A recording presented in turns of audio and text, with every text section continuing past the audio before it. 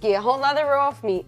Please tell me what these things are. I'm already overwhelmed. The fun continues.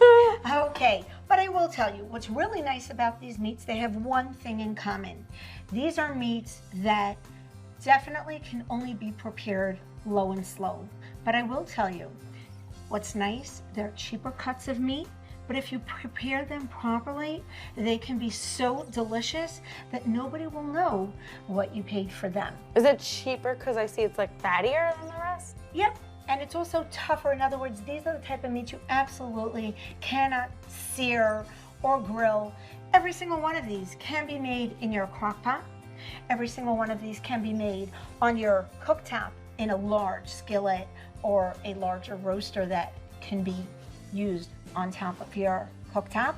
They also can go on your smoker. And many of these, if they go for a really long time with a lot of liquid, that's what's going to be the key here, liquid. Can't get enough liquid, it's going to be good. So let's start off with, it's almost known as like the Jewish cut, I'm sorry to say that, but right over here we have a second cut brisket. Now, the first cut brisket is delicious as well. It happens to be, it is easier to slice and hold its slices together because it has a little bit less fat. It's the top part of the brisket. Our brisket can be utilized in so many different ways. You know, all those delicious tacos, all that pulled beef, girl. Oh, pulled beef is from that? Absolutely. Oh, we're perking up now. I think we like bit. pulled beef. We can make them into sliders. We can make them into tacos. We can make them into open-faced tacos. That's the beauty about your second cut Great over brisket. mashed potatoes.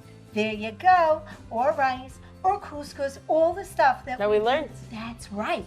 Now, interestingly, this brisket can also be pickled. And it's interesting. In your butcher, you're going to find it in a wrap bag. Looks like a sous vide bag. It could be a sous vide bag and it can be prepared that way.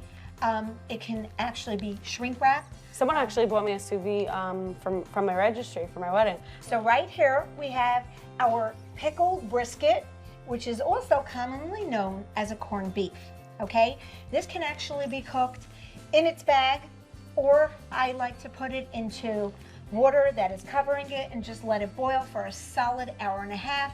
Many people actually bring it to a boil, let it go for a half hour, change the water and start again. Honestly, I don't see that much of a difference because I like the flavor. I don't find it too salty, so I let it keep going.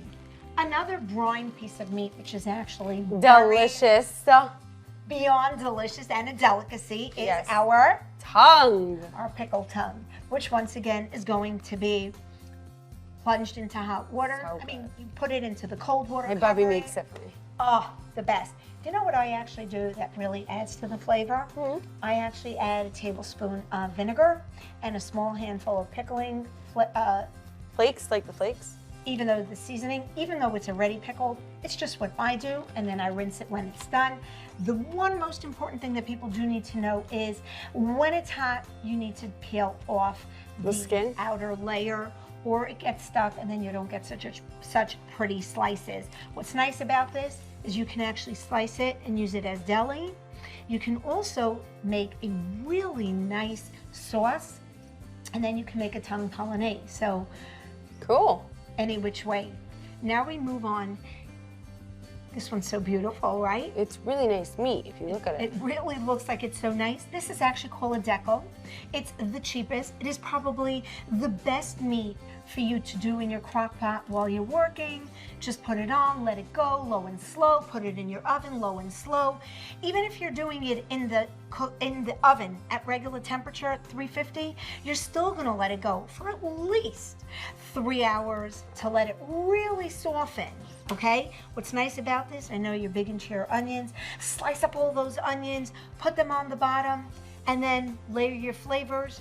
Can you put potatoes in or it won't cook good? Absolutely. Yeah. Because it's going for so long, it almost can be like... Because potatoes need long.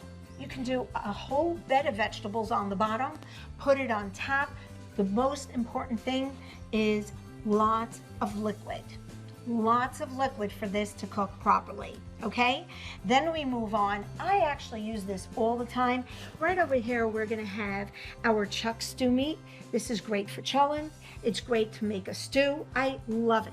When I make a stew, I actually will always. Kind of looks like that one also. Kind of. And I actually will always sear it first and then lower it when I add in all of the flavor, add my vegetables or whatever you want. But this is delicious. Here we have another beautiful piece of meat, very, very fatty, a lot of fatty connective tissue. It's called a kalachol. You can actually... A what? A kalachol. Try that. A kalachol? Close. Now say... A kalachol? Kalachol, yeah. A kalachol. A kalachol. Wow, mouthful. Kalachol. It's definitely a mouthful. Now, this can actually go in your cholent as well, and it comes apart. Kalachol can actually also be shredded, just saying. You can also use boneless flanken. That shreds quite nicely as well.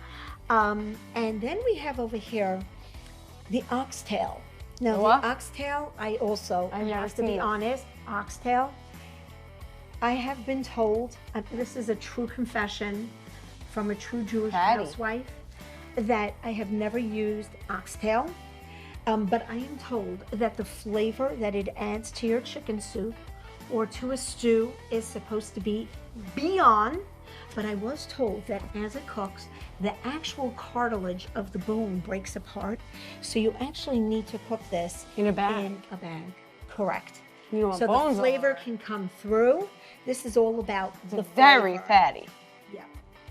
Very, very fatty. How You know tasty. what? This is probably really good for beef broth, where you can probably hit it with kosher salt and pepper, start it off in your oven on broil or 450, let it go for about 45 minutes.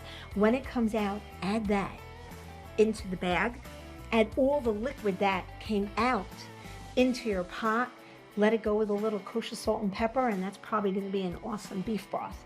And I would imagine that this definitely is going to need skimming because I think the fat is going to come to the top. Wow. One more tip. Yeah. This can actually be used in your cholent as well. Oh, that's cool. Just remember to bag it. And I've actually been told that the fat actually When it comes literally apart? melts away and you're left with the pieces of meat that are supposed to be like Top off the notch? charts. Yeah. And I would say one more really delicious piece of meat that goes into the cholent that I use every single week is the cheek meat. Oh. It is fantastic. It is another great meat that tastes phenomenal braised. I mean, you can just, it's one of those that like just comes apart. And again, if you don't mind the price point, it's great for shredding. Wow. Yeah. I got a lot of information about meat now. But you know what? You did it. I did. That was a lot. Yeah, but I'm now knowledgeable on lots of meat stuff, so I'm good. And you know what? See you next time.